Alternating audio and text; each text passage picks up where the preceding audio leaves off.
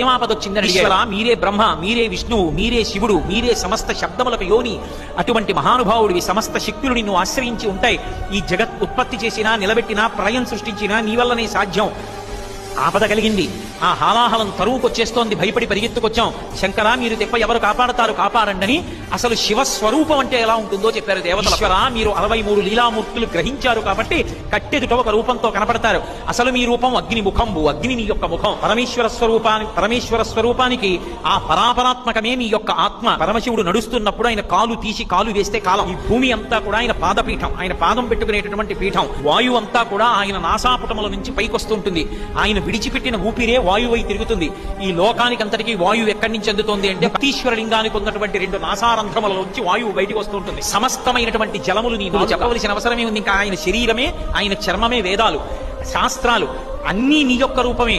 నీ 5 ముఖాలే